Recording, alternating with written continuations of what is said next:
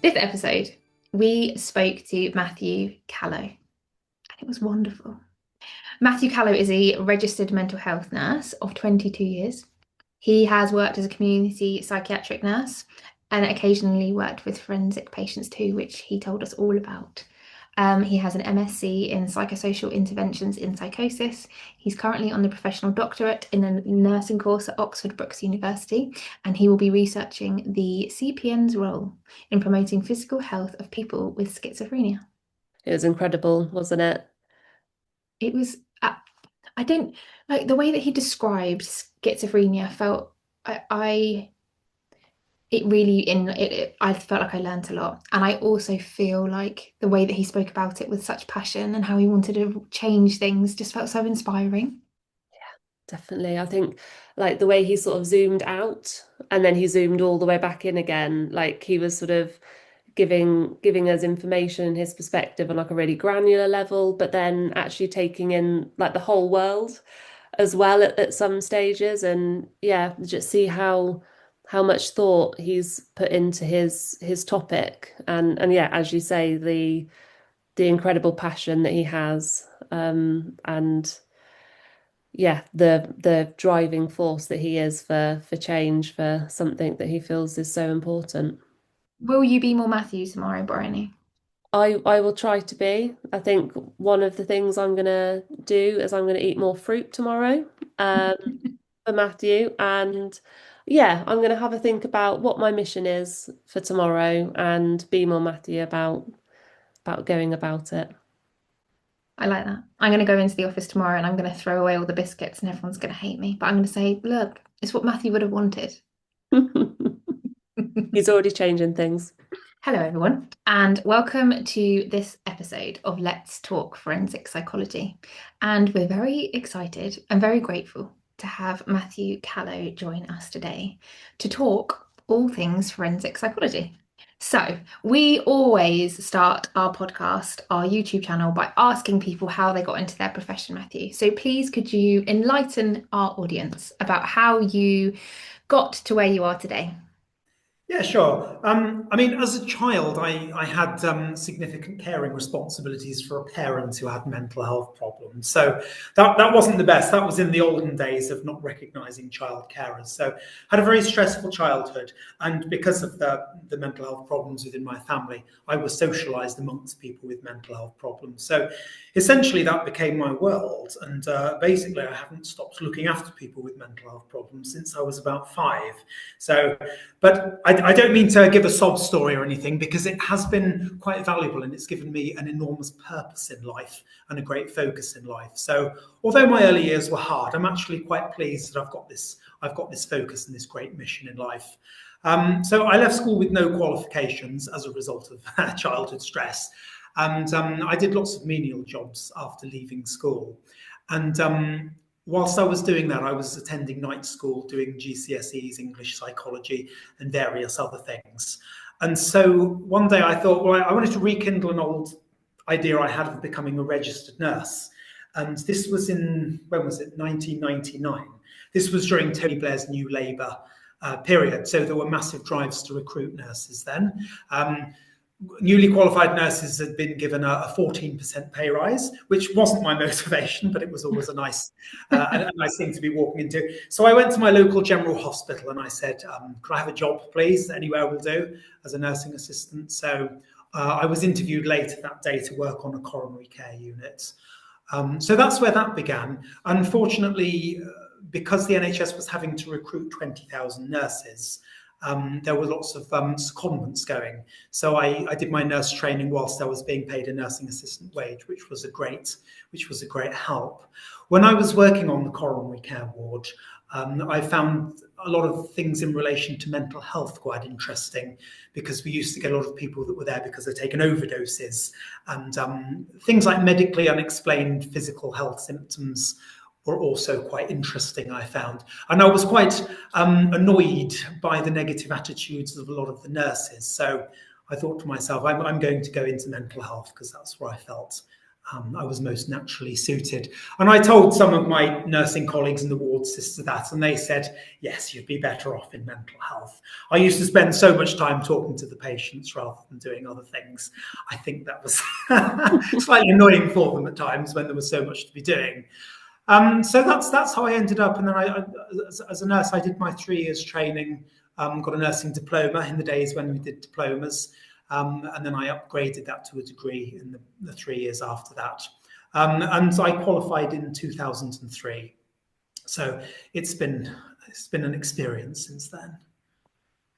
It's really amazing sort of listening to your journey and thinking about, because I think we put a lot of pressure on ourselves, like when we leave school, we have to leave school with certain qualifications and we have to do it all in a particular time frame, and there's a lot of pressure on sort of children to do that. So to hear that you were able to work and go to night school and you're here now.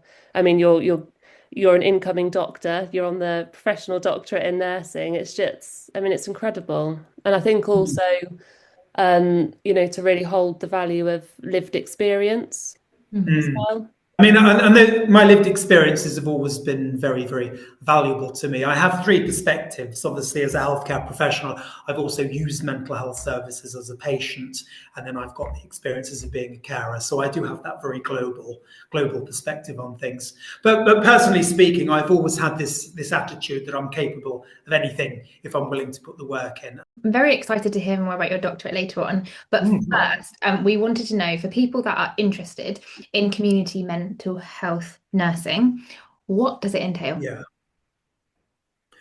What does it entail? Well, I mean, I'll start off by saying that when one qualifies as a nurse and works on the ward, we always see the community mental health nurses swanning in and swanning out again. And we all think that it's where people go to retire and to wind down. You think it's the easy option, but of course everyone thinks their own job is the most stressful. But it has a massive set of challenges and rewards. So basically, we're given a caseload of patients. Normally works out about 4 patients per day of the week you work, and then we're given a blank canvas of a week to organise and to work with a few obligatory meetings.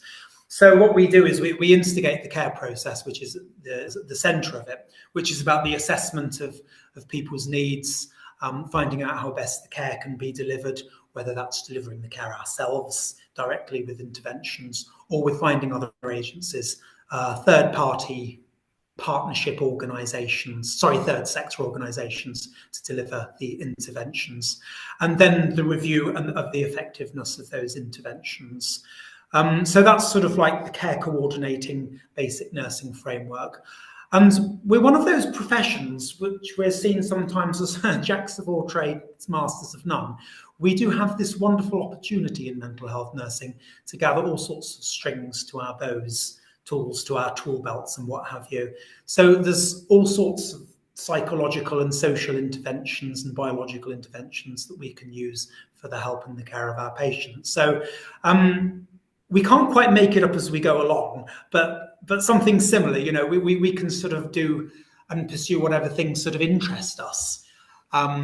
So that's what we do in a nutshell. But it's about helping people to attend to their health needs that they can't meet themselves, attending to their health deficits. That's the essence of what a nurse does. And there's a huge amount of creativity involved in that as well. Our work overlaps with the other professions in the community mental health teams. We do a lot of what social workers would do and occupational therapists would do. Our role isn't massively defined in the community, and that's always been a bit of a problem for us. And it's always been at the heart of a sort of an identity crisis as well. The role is much more clear on a psychiatric ward. I was having a conversation with the mental health nurse. I work in a prison, and I was having a conversation with a mental health nurse today, and we were talking about community nursing, and he said actually he found that his experience working in the community as a nurse was so much more responsibility and so much more you hold so much more risk than when you're in a secure setting. And actually some of those myths that you talked about at the beginning, like that's where you go to retire, actually arguably it's much more stressful. I'm sure there's lots of nurses out there that are going to tell me I'm incorrect and that everyone's experiences is as they are, but I can imagine carrying that level of risk. You are very correct. I mean, on a ward, you know generally where everybody is. If the ward is full, you can't admit any more patients. We don't have that luxury, if you could describe it as a luxury. But dealing with so many people in crisis on the end of the phone, it's very difficult and very stressful, especially when you're supporting people with personality disorder as well. That's very difficult. So yeah, it's not without its stresses, but as time goes by, I mean, you sort of learn to manage the stresses of the job, and it gets much easier the longer you stay in it, which I tell my newly qualified colleagues when they're stressed. Just say, stick at it. It sort of reminded me of the importance of self-care as well for all roles within mental health care, and yeah, keeping ourselves safe and well, as well as keeping the people we support safe and well. Absolutely. And nurses are very renowned for not following the advice that they give to people in terms of our mental and physical health. Yeah, we're not very good at receiving care ourselves or following our own advice. Yeah, sometimes you have to make the same old mistakes in life a number of times and then finally do the thing that you've been telling somebody to do for donkey's years. But we get there eventually. Lovely point, Bryony. I think it's a really valid one. Yeah. It is. So talking about risk and sort of keeping people safe, what's your experience working in the community with people with a history of offending? It's not a very big history, as it were. So occasionally throughout my career, I've had people on my caseload who don't meet the criteria for forensic services. So anything beneath homicide and ABH, any offences below that. I'm not certain about the hierarchy of severity, but that's what I was told recently.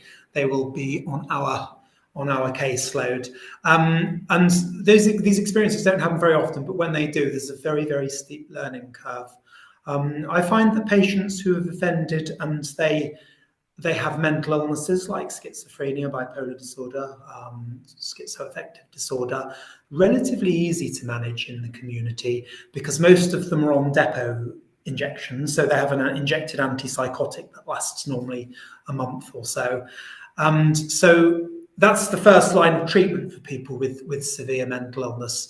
So when you're giving it in injectable form, then you know that they've taken that treatment. And sometimes there's a legal framework around it, like a community treatment order, which is part of the Mental Health Act, Section 17B, I think. And then there are also Home Office restrictions as well. And there's the conditions of their license. So if they don't accept the treatment and they don't engage, it's very easy to recall them and to reconsider their care.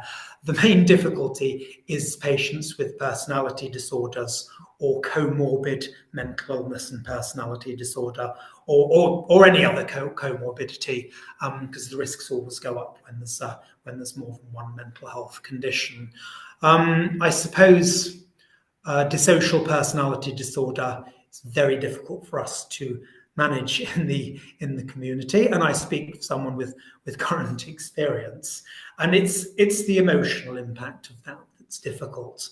Having all sorts of difficult feelings, working with the transference, understanding what's going on, and because it's not a patient group we support regularly, we're not sort of prepared for the pitfalls and the difficulties of that client group. And so accessing support from our psychologists in the community has been a big part of that. Having a safe space, having the psychological safety to be able to talk to people very honestly and in a very gritty way about the difficulties has been crucial and beneficial. But one of the big problems that I've experienced this year, it's the interface between ourselves in the community mental health team and the probation service and the support of forensic services. I not really worked very much with those services, and so the interface has been very difficult. Mm-hmm. So our understanding of when somebody should be recalled to prison or when sanctions should be put in place are clearly very different from when the probation service thinks that is the case. And that's been hard. And also from the onset, the probation service's view of what a person needs in terms of support is very different from ours. Now, that's been very frustrating, especially when you're armed with nice guidelines. That's been very difficult. So, for example, someone with a personality disorder who can't manage that interpersonal space, who finds it too stressful and will unconsciously sabotage it and unleash all sorts of psychological violence. Somebody needs help, they need therapy, they need evidence-based therapy for that. And when that's not on offer, it feels as though they're being set up to fail. And I know that's not the case, that's not consciously being done by any other services, but it's us who has to have that close therapeutic engagement and be able to work with the person, do psychosocial interventions. And if you don't have that going on as well, there's a problem bubbling away. You've captured, I think, a challenge very, very beautifully, actually. And whilst I don't work in the community, that interface between different services, and different services have differing boundaries, and how that feels not just for the service that you then work in, but also for your own personal values and like what you want for the patient that you're working with and the care that you offer them. It's really exhausting. And then on top of having to carry on with interventions and try and help the person in front of you, yeah, exhausting feels like a word that doesn't quite capture it. But I have no doubt that you're kind of behind all of that. You're helping people in a huge way by fighting for them and fighting for what's right, But with our patients, I mean, I always want them to succeed. And our patients with personality disorders, you look back throughout their history and everything has failed, everything has gone wrong. And I think to myself, this is not going to fail this time. We're going to change the course of your life.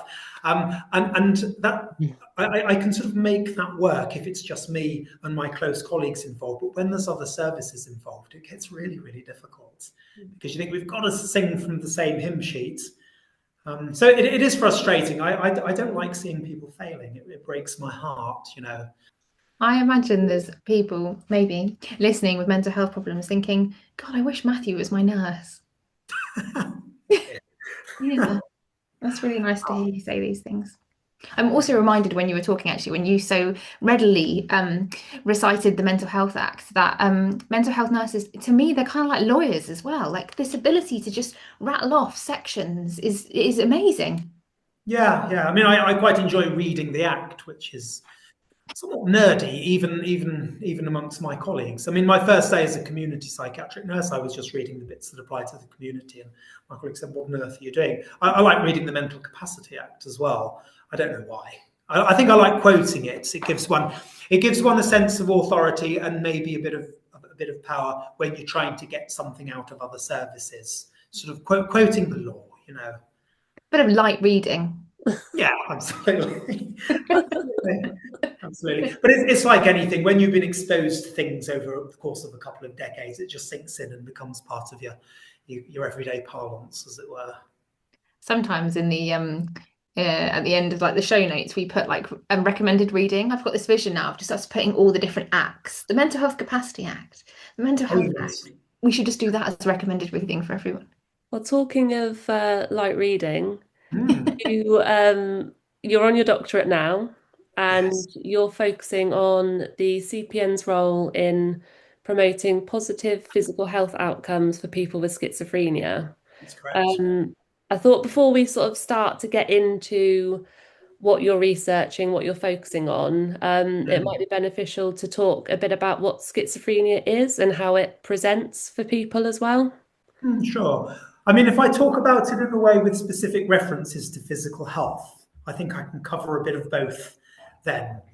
So I suppose, I mean, what's at the heart of all this is that people with schizophrenia are disadvantaged in terms of their physical health for three broad reasons. The first is the nature of the illness, which in 2 seconds or 2 minutes I will come on to, and then because of the side effects of the medication, and then because of negative social attitudes. So going back to the first of those, the symptoms of the mental illness itself, it's characterized by two sets of symptoms. So it's a sort of a double syndrome, as it were, the positive symptoms and the negative symptoms. Positive and negative doesn't imply anything good or bad. What it's referring to is something that's added to the person, an experience that's added, or something that's taken away from the person. So positive symptoms are hallucinations and delusions, essentially, and they can come in very, very many forms. So you can experience a hallucination through any of the 5 senses, though, of course, there isn't actual sensation, but the brain is perceiving something. So you have most commonly auditory hallucinations, hearing things, and visual hallucinations. Slightly less common are tactile hallucinations, feeling things on one's skin, which can be very distressing in acute circumstances. People can feel bugs crawling all over them, which is a pretty hideous experience. And then there's olfactory hallucinations, where people can smell things where there's no actual sensory stimuli. It's never especially nice things that people smell. It's normally things like blood or rotting flesh, which is quite hideous. And then there's the gustatory hallucinations, which I've not seen very much of, and that's where people taste things that they're not really tasting, as it were. There's no sensory stimulus. So in terms of, for example, how that impacts physical health, hallucinations can be very, very distracting. And so if you've got voices talking to you, it's very hard to focus on other things in life, healthcare appointments and doing the things that you need to promote health positive behaviours. If you're experiencing olfactory and gustatory hallucinations, you're not going to want to eat, because that whole experience is pretty disgusting. So that's the hallucinations. And then the delusions. One of the most common sorts of delusions that we see, and this is particular to the Western world, it's paranoid delusions. So paranoid schizophrenia is one of the most common types, and that's when people think that they're going to be harmed or somebody's out to get them. That can be problematic for physical health. Just thinking of a few examples from practice, people believe that the water supplies are poisoned, or that the food that they're being served is poisoned, so they don't eat it and they stop eating. And obviously, we need our food and our water. People who are paranoid retreat to their safe space. Sometimes that can be their home, and so they then stop going out. So they're then not engaging with the world and doing things that are conducive to health. Then there are other types of delusion as well. For example, I've seen this only a few times in people who are delusional in the context of a bipolar depressive episode, and they're called nihilistic delusions, when the person believes that they're dead inside. And if somebody is dead inside, they do tend to give up. They don't do anything that promotes their health, because for them it's illogical. But hallucinations and delusions, they can take on all sorts of characters. No two expressions of them or experiences of them are the same. So that's the positive symptoms. And then the negative symptoms.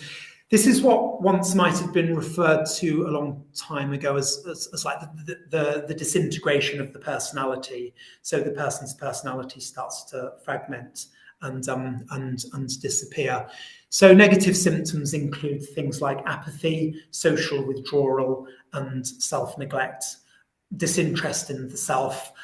There are also cognitive difficulties as well. People struggle to learn and take on new information. So that's very problematic for health in trying to get people to engage in health positive behaviours. Getting people with severe mental illness to stop smoking is a real challenge, trying to get them to address their physical health needs, because the whole sense of self and sense of self-worth can be incredibly eroded by the illness. So that's very difficult.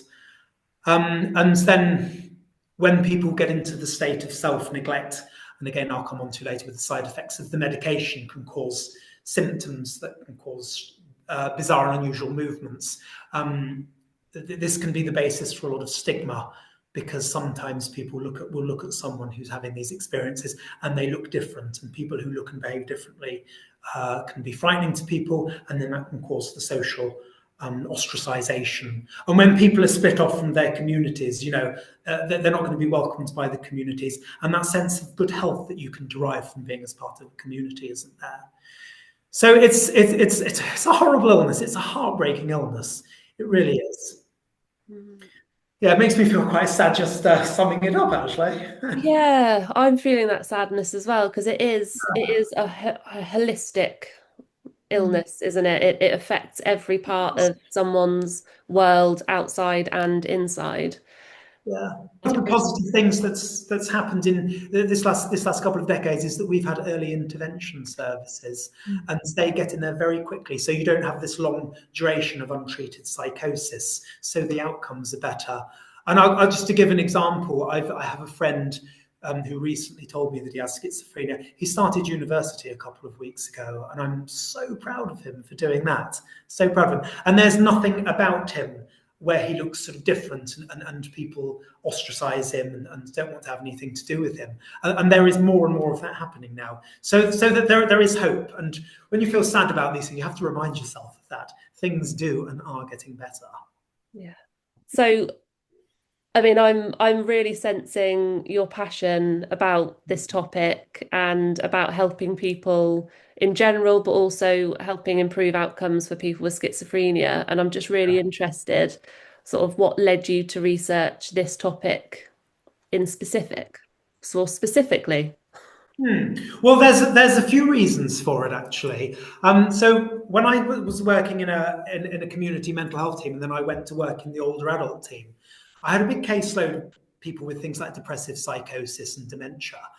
And I thought to myself, where is everyone with severe and enduring mental illness? Where are all the people on antipsychotic injections? And I realized that they didn't make it because their life expectancy was so reduced. And I thought, my goodness. So I sort of saw the living proof. So people on the old-fashioned antipsychotic medications, people who won't have been offered sort of smoking interventions and stuff, people from an older generation who had the disadvantages of the times and the context that they lived in.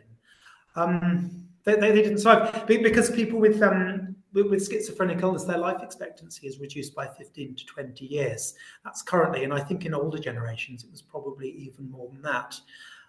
There were a number of people in the older adults team who will have had their injections under primary care services, but it was just noticeable.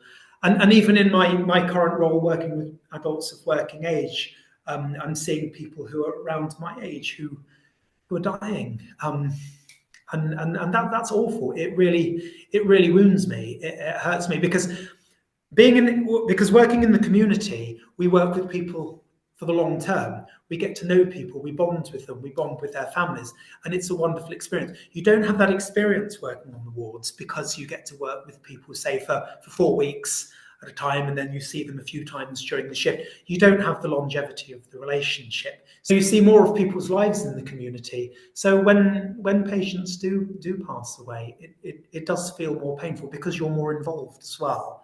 So that's been a difficult one. It really has. And when I was doing a master's degree years ago, I did a module on, I think it was called Physical Health and Medication Management. And so that was quite inspiring. I did that with the University of West London. It was a master's degree that really helped to transform my practice. And that was absolutely fascinating. So we learned about the side effects of the medication, neurobiology. So that gave me a lot of a much greater understanding of the challenges patients face in relation to their medication. And then another module, we had to do a service improvement project. So mine was called Let's Get Physical. You may have heard of that. So I think it was sung by Olivia Newton-John or somebody. A bit before my time, that was definitely before your time. And what I was doing was in the community mental health team I was just upskilling my colleagues and getting them into the habit of taking blood pressures, taking pulses, making sure patients go for their annual blood tests and things. We did a lot of teaching in the teams. I did some teaching on the things I'd learned. So did my colleagues in the team. We actually won an award, and this work was part of that. So that was quite a bit of a glorious moment. That was. What was your award? It was a team award for like the improvements that were being made in the team. We had a wonderful manager, and she was sort of spearheading a lot of changes, and the work that I had done was a big part of that as well. Oh, congratulations to you all! Thank you. Amazing. It was great. We had a very lovely awards ceremony, and it was like going to the Oscars. And it is like when you got new knowledge and stuff, you just want to use it, and if you've got a strong sense of vocation, you just can't stop. And then when I came back into an adults of working age team, there was national initiatives that were going on about improving the physical health of people with severe mental illness. And I got on board with that to help with that.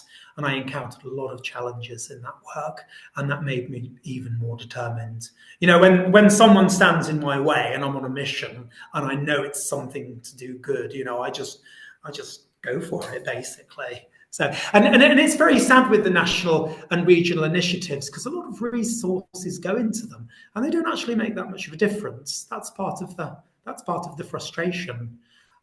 You have sort of things that come attached with funding from the Department of Health, and improving physical outcomes for people with schizophrenia was part of that. Research studies have been done since. It's like sort of 10, 15 years ago this all started, and studies have shown that very little improvement has been made. I mean, that's one of the big frustrations. And this isn't just an issue specific to the UK. This is a global issue.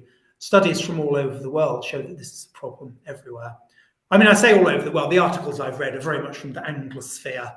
But it is a problem. And when I read research like that from all over the world, I think, my goodness, this is an enormous thing. Do I really think that I can do something big about it? But I will. I think I've got the right personality as much as anything, because when I've done my doctorate, I'm going to be a globe-trotting person, going all over the world and telling people how to improve things. So yeah, I feel so inspired. I feel like everyone should be more Matthew. They should. I completely agree. That's nice to hear. I really want to.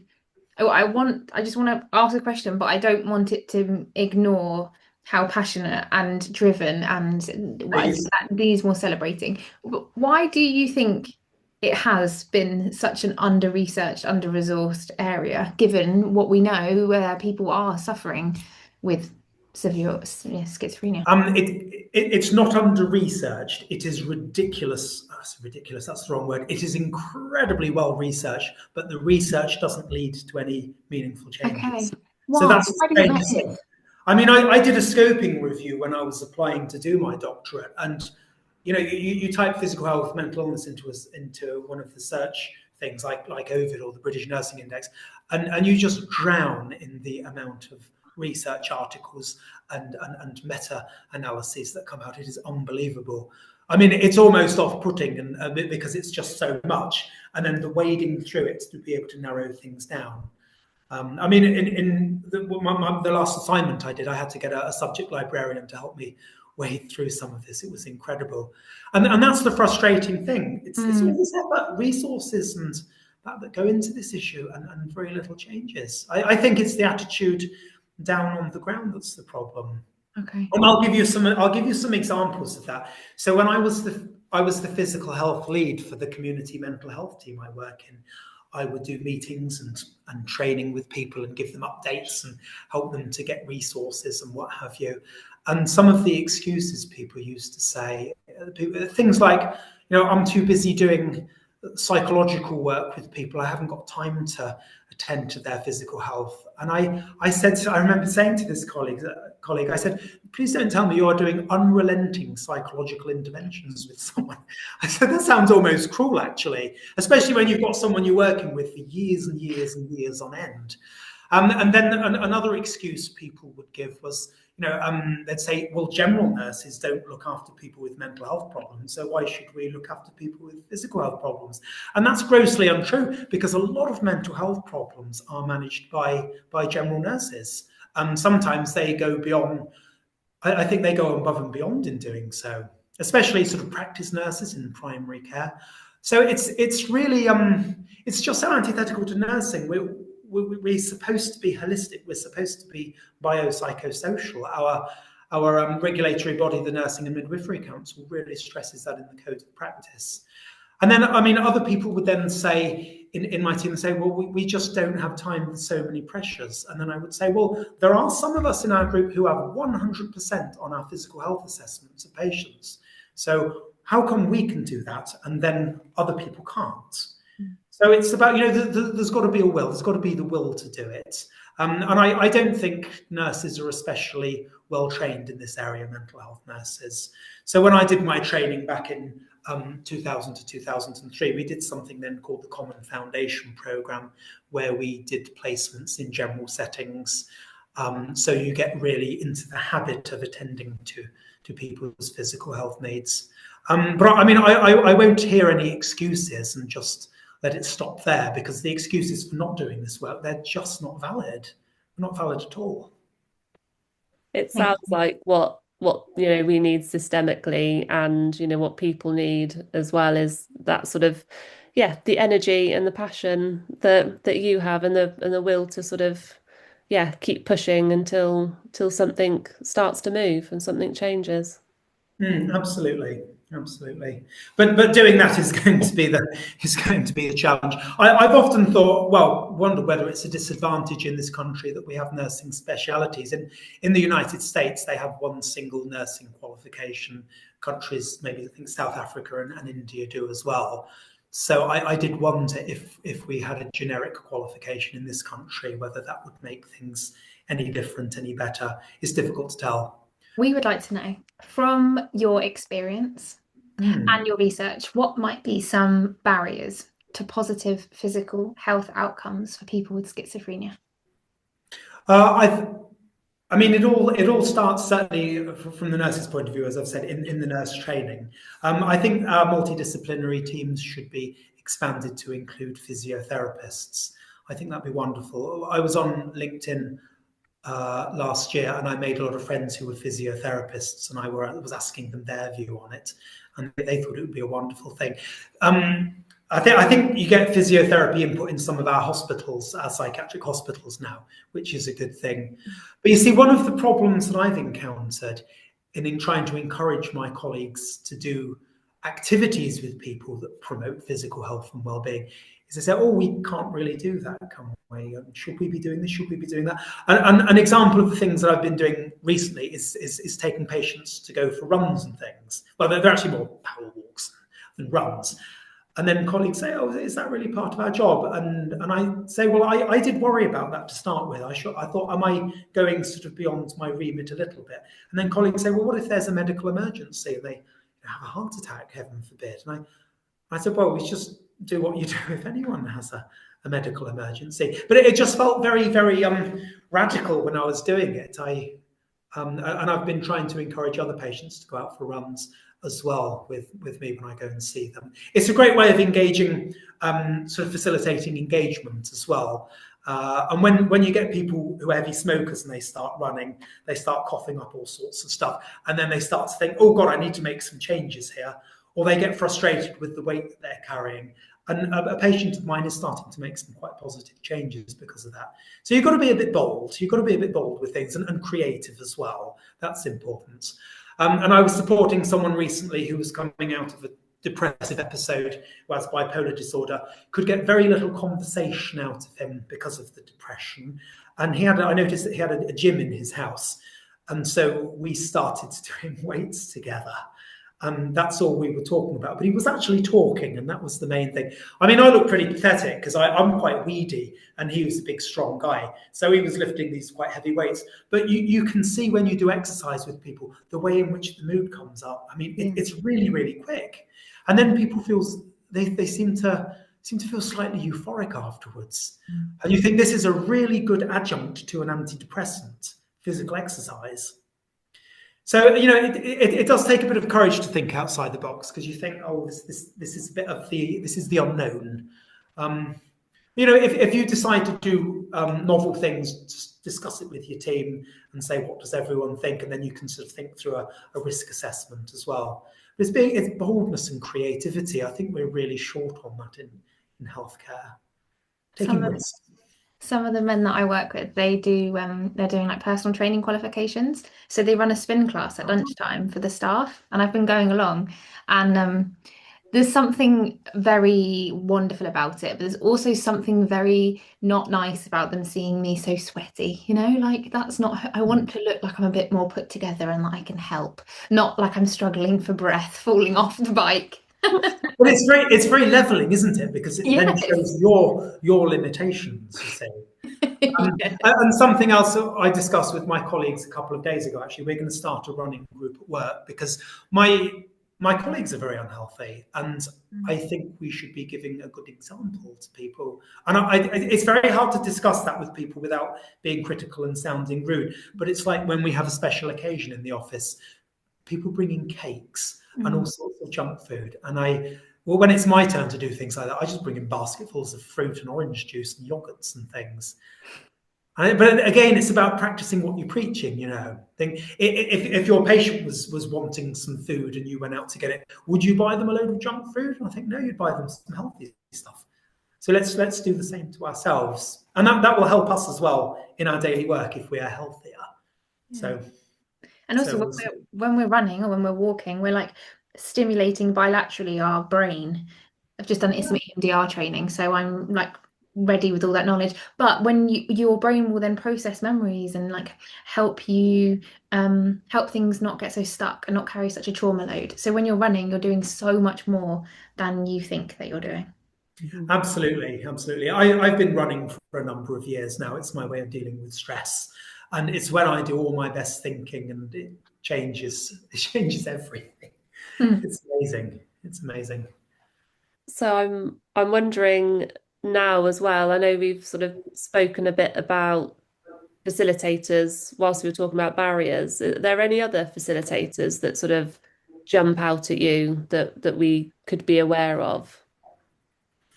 I think some input on this work that I'm going to be doing, if it's taken into social care a bit more, that's very, very important, because some of our most severely disabled patients who are really, really disabled by their mental illnesses, especially those with treatment-resistant schizophrenia, they tend to require 24-hour supported care that's funded by social services. And I mean, I find it a bit sad that the care profession struggles to recruit people. I think we need to develop career pathways for them, people like home carers, people who work in supported accommodation. And I think that requires more creative vocational qualifications. And I think things like sort of gym training and sports coaching and what have you would be much better for them, because they have a huge amount of contact with people with severe mental illness, much more than we do. They sort of walk the walk through life with them much more than what we do. So I think there's greater scope for including this work into social care. But when I've done my doctorate, that's going to be the next big project. So yeah, so social care is very, very important. I love that you're already planning your next adventure. That's wonderful. Oh, I have an adventure after that as well. I'll talk about that later. I've got the rest of my life planned out, basically. There's so much to do and not enough time to do it. That's the problem with life. If you could change one thing, just one for now, about the healthcare system, and you can change it tomorrow to better integrate physical and mental health, what would you change? Can I come up with a fantasy situation? Definitely. Okay. I mean, it's fantasy, but I know that there are people working towards this. So antipsychotic medication, which is the first line of treatment for people with mental illness, they antagonize dopamine in the dopamine pathways in the brain, which has 4 branches. Now, the therapeutic actions occur when the antipsychotic medication antagonizes the dopamine in the mesolimbic pathway. That reduces the hallucinations and delusions. And in a significant number of people, it completely gets rid of them. Okay, so that's the good thing about antipsychotics, but they're not selective when it comes to those pathways. The 4 other pathways, the mesocortical pathway, which is the dopamine pathway that goes to the front of the brain, that can slow down cognitive functioning and it can lead to avolition and cause problems with executive functioning. The nigrostriatal pathway, which runs through, I think, the centre of the brain, it can cause a lot of disorders with movement. I mentioned earlier about the movement disorders. And then there's the tuberoinfundibular pathway, which is a pathway that goes down towards the pituitary gland. That can cause a lot of hormonal side effects. And when I say about antipsychotic medication being one of the three big challenges for people with mental health, if somebody could develop an antipsychotic medication that targets just the mesolimbic pathway, that would be a game changer. It would be absolutely wonderful, And that early intervention phase, when you start to sort of realize that somebody's got psychosis, if you instigate a medication like that, then that would be brilliant. That would be absolutely brilliant. You wouldn't get all the hideous side effects and the slowing down and what have you. So that's the way forward. I think there's research going on into glutamate pathways as well. I don't know very much about that. But we have to be honest about severe mental illness, and there's a lot of psychosocial interventions that are very helpful, but the nub of it is we've got to have these pharmacological breakthroughs. They're so important, and I know that anti-psychiatric movement don't like to hear things like that, but it's true. It's true. The brain's very slow to give up its mysteries, so that's what I would like, a selective dopamine antagonist. What other sort of innovations or emerging practices give you hope for improving physical health outcomes? I suppose the most recent developments in antipsychotic medication. There's two medications, one called aripiprazole and one called paliperidone. They have been very good for treating and reducing psychotic symptoms without the side effects. So that's been very positive. So that the older generation of medications that cause the more severe movement disorders, they're used significantly less now. So the disabling physical side effects of the medications has left people quite a bit more freer to be able to live their lives. So that's a positive thing. We always end our episodes by asking people what their goals, their hopes, and their aspirations are for their careers going forward. What we have learned is that you have a lot of those, a lot of goals and a lot of adventures. So would you like to share what these are with us? Yeah, I mean, when I've done my two big physical health projects, so this and the one that's going to involve social care, I'm traveling around the world every so often, giving lectures and trying to improve practice and continuing to research, moving slightly into academia, not too much, because I think I'd find it a bit boring. I then want to train to do mentalization-based therapy, because I think it's wonderful. I've started to get quite interested in attachment theory recently. A friend of mine's very much into it. And as I understand, MBT is quite sort of attachment-based. So I want to do that, but I want to do it in prisons with young men. So many people with mental health problems and personality disorders are in prison, and I really, really want to do something about that. So that's going to take a big chunk of years. So. That is really, as someone who works in prison, I think someone like you, MBT, and having a real, especially with the younger populations in prison, I think that would be much needed. I mean, groups are where things happen. Groups are the most transformative of experiences, I think. I've had group therapy before, and it's absolutely wonderful. I always encourage my patients to gravitate towards group therapy. I know it's quite frightening for people, but as long as someone's got that a little bit of a sense of self and they can cope with it, it's amazing. Because I think the dynamic in individual therapy can sometimes get a bit cozy and people can, without realizing, collude. But when you have a group, it's like a sort of a microcosm of the world and you get different personalities to mentalize with. I think that's so helpful. Matthew, thank you so much for joining us. We're really grateful and we learned so much, and we look forward to hearing all about your adventures, your projects, your globetrotting, and how you're going to change the world. And also, maybe a message to everyone to be more Matthew for the rest of the week. That's lovely. That's so nice. All that's left to say is let's talk forensic psychology.